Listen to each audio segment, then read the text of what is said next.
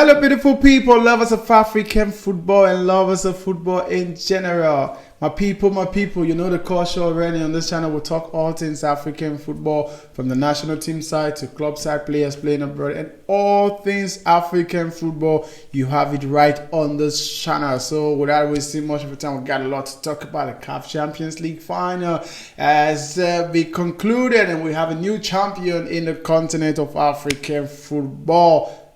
You see, the Kenyan Premier League is boiling. The Nigerian Premier League, a lot of matches were played. The Ghana Premier League, a lot of matches were played. And this week we'll not be having a review from African players from the top 5 league, as the top 5 league has gone on a break. So we'll dive in much on the African scene. So without wasting much of your time, we go into today's show proper. First up is the Ghana Premier League, where we saw this weekend a lot of matches were played. And the first match we were talking about is a match between Ashanti Kotoko versus Medima FC. That match ended in a 2-0 win from home.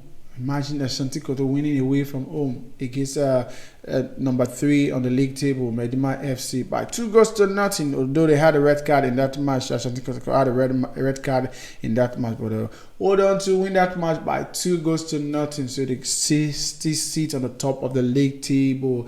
And draw specialists, draw merchants, Bechem United, who has had a total of 14 draws this season alone, and this is their sixth draw in a row. Wow, these guys, they don't lose. If they can't win, they won't lose. So they've won a few matches and draw a total of 14 games. Wow. That will be a record, I think, will be a record in the Ghana Premier League this season. So they draw away to Wafa they played a 1-1 draw. Bechem United played a 1-1 draw to Wafa. Wafa in the relegation place right now in the Ghana Premier League table. So other matches that was played over the weekend saw Aduna versus Dreams playing out a goalless draw. Ashanti versus Accra Lions played a 2-2 draw. Bericum Chelsea versus Emina Sharks saw a 3-0 win for Bericum Chelsea against Emina Sharks. Emina Sharks, they are really tracking themselves down in the league table. And King Faisal versus Great Olympics played a 1-1 draw, and League on City and Bibiana Gold Star played a 1-1 draw also, while Real Tamale and 11 Wanderers played a goalless draw. And the last match that was played on Monday was between Accra Hearts of Oaks versus Kirela. That match ended in a 1-1 draw. Surprisingly, only 2 teams won this week on this week round of fixture. Ashanti Kotoko and Bericum Chelsea were the only 2 teams to win this week, and the remaining matches all end in a draw. So as it stands now, Ashanti Kotoko, they sit on the top of the table, and Medima FC now dropped to 3rd, while draw specialist Bericum United move on the top of the league table, now sit in the 2nd position. We move on to the Kenyan Premier League. The Kenyan Premier League, we just have 3 games remaining, and this recently we had a withdrawal from Matera United. Matera United, who are down in the league table, they had to withdraw from the league for the remaining part of the league because of financial difficulties.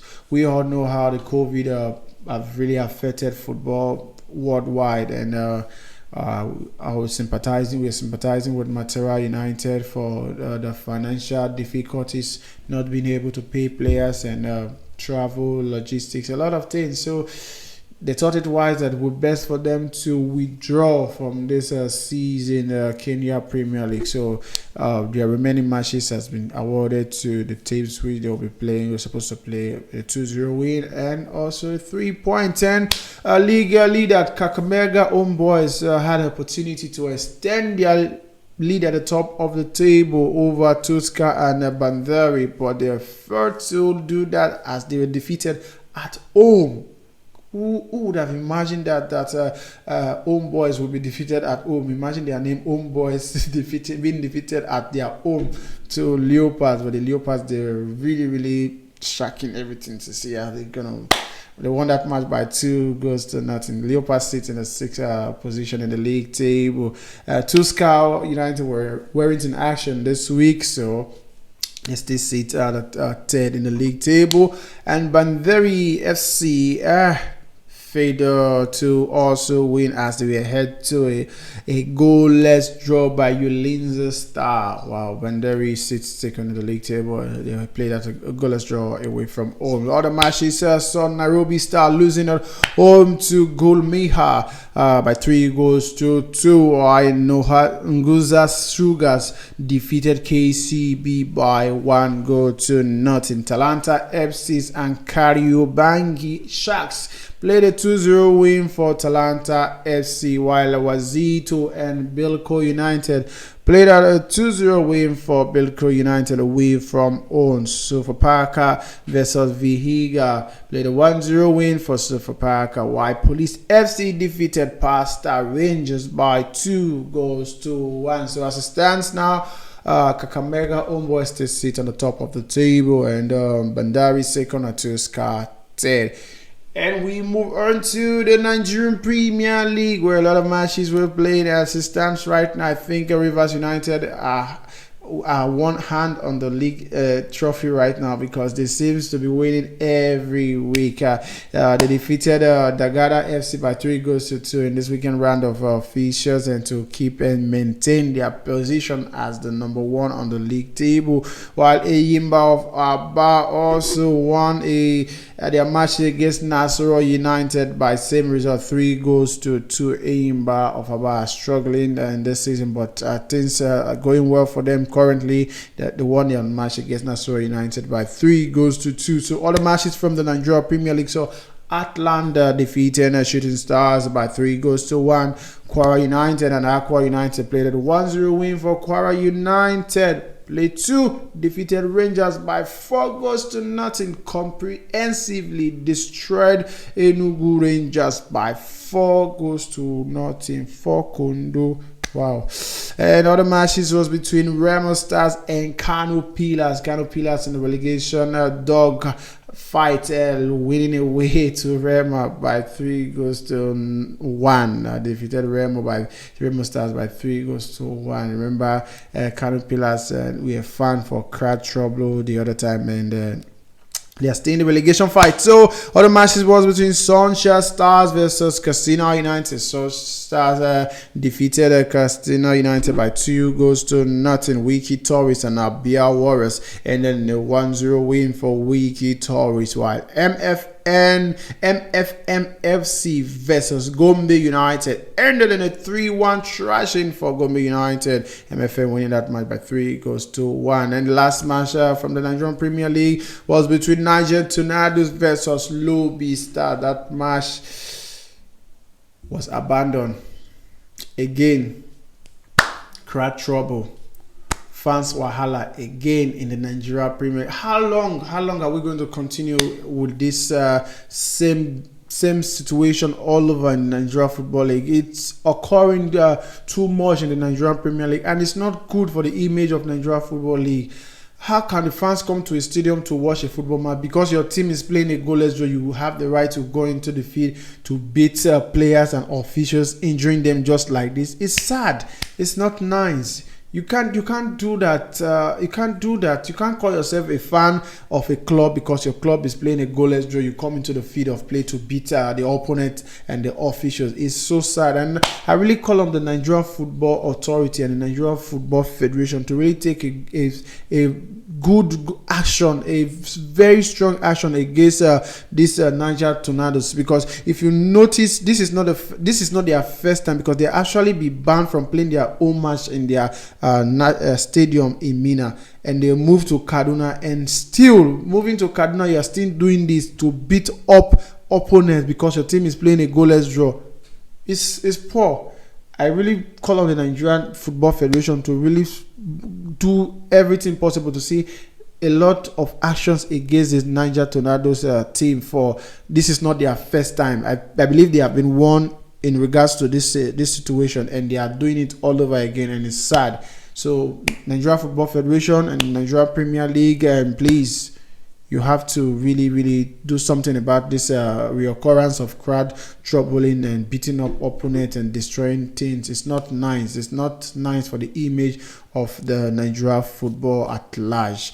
So we move on to other things, and the Nigeria Football Federation Super Eagles played out a friendly match over the weekend on the 29th precisely, on Sunday. So they played a friendly match with Mexico. The reign of the new coach, Jose Pereira, unfortunately started with a defeat against Mexico. But we're not going to put too much emphasis on this because it's just a friendly.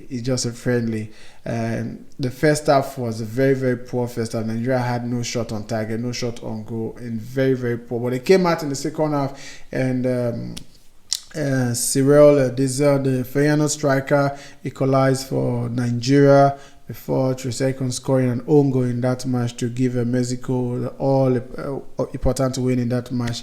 But we're going to call on Jose Pereira to really see how he's going to make this team work. I don't understand the formation Nigeria were playing that match, 4-2-2-2. I don't understand. I'm not a coach anyway, but Nigeria are not known for this kind of formation. The formation we know Nigeria to play is a 4-4-2 kind of formation, using the wing back and wingers Tijani during the time of Tijani, Babangida, Mutu, Adepoju to head in the goals. you know how Nigeria football being. You know how we do it in the Nigeria football. So Nigeria playing the new formation 4-2-2. So it gets us confused. So we're not going to dwell much on this loss. We're not going to talk too much on it, but we hope the Nigerian coach is going to put his ass together in the next friendly match against Ecuador, which will commence on the 3rd of June in the United States of America, before they're going to return back to play their Afcon qualifier match. So that's said and done. We move on to the CAF African Cup of Nations qualifier for the next year's Afcon tournament in Cote d'Ivoire. So a lot of matches will be played during the course of the month of June to see the teams that are going to qualify for the Afcon tournament in Cote d'Ivoire. So from on the 1st, we have a lot of matches, on the 2nd, a lot of matches, on the 3rd, continuous like that. We'll be bringing you subsequent reports regards to this match. So the first teams that will be playing on the 1st, I think Ghana will be playing Madagascar, Libya, Botswana, and Angola will be playing the Central Republic of Africa. These are the first set of matches which will be played on the 1st of June. So keeping fingers crossed, we're going to see the teams that are going to qualify for Cote d'Ivoire 2023. And that has brought us into the most important segment of today's show, which is the CAF Champions League final between Wydad Casablanca and Ahly of Egypt. Ahly of Egypt was hoping to win the tournament again after winning it back-to-back, and fortunately for them, Wydad Casablanca had other plans in mind, and the first goal of the match was scored by the man himself, El Muntaraji, scoring in the 15th minute. That strike was a banger, like nobody was expecting that shot from, I think, about 25 yards outside the 18. Played a very ferocious shot and opened the score in the 15 minutes. And just 3 minutes into the second half, same man, Mutaraji, coming from the back post to tap in the second goal of the match to give them a very important and sweet 2-0 win as they were crowned the champions of African football. We'd say congratulations to Wydad. And before I'm going to finish talking about this match, I'm not going to go without talking about the officials in this match, in the person of Mr. Gomez, the South African referee. Well done, Mr. Gomez. Well done. Kudos to you and your team. I think this is one of the matches in a very long time you watch a match, you don't have anything to talk about. The referee, no negative vibe, no controversy. Everything was spot on by Mr. Gomez. I really say, Mr. Gomez, I hope FIFA president was there. I hope you watched that match and saw how this guy officiated the CAF Champions League final with all integrity. I think you should recommend. I'm recommending Mr. Gomez for the World Cup final. If no African team is going to go to the final, Mr. Gomez should be considered to officiate the final of the FIFA World Cup in Qatar.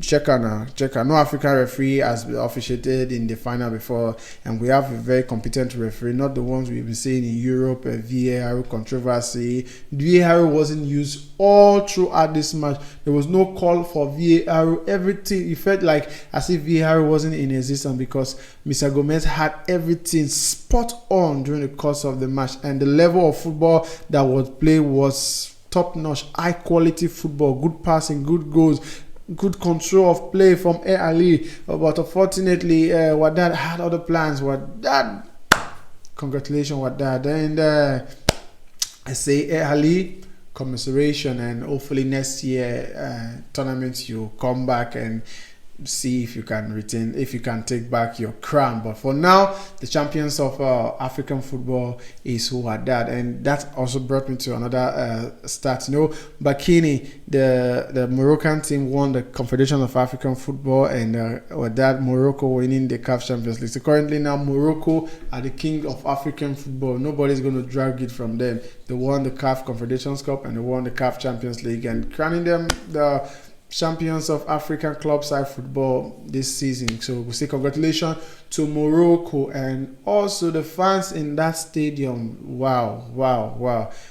No crowd trouble, unlike the UEFA Champions League. The match started on time. The fans behaved themselves, unlike the ones we saw in the Europe. So Africa, you guys are really doing well, and really commend the Confederation of African Football for a well-organized final. And we say once again, congratulations to Wydad Casablanca of Morocco, and commiseration to Ali of Egypt. And we move on to the last segment of today, which will be crowning our African Player of the Week. Our African Player of the Week goes to no other person. I know you know the person already. No other person than the man himself, the big man, the Moroccan, Hela Mutaraji, the man who stepped out on a big occasion to score the two goals that saw Wydad Casablanca winning the Champions League. The CAF Champions League have been crowned the champions of Africa. Congratulations, Hela Mutaraji, the Moroccan international, for winning this week African Football Fan TV Player of the Week. Congratulations and commiseration to Ali of Egypt. And if today's show has been interesting to you, say click on the like button, and if you got any suggestion you want to give us on this channel, please do bring up the suggestion, put it in the comment below. And if you think we've missed anything you think we should have talked about, please put it in the comment below. I'll be in the comment to answer to your comment section and interact and see if we have any ideas to build up this channel.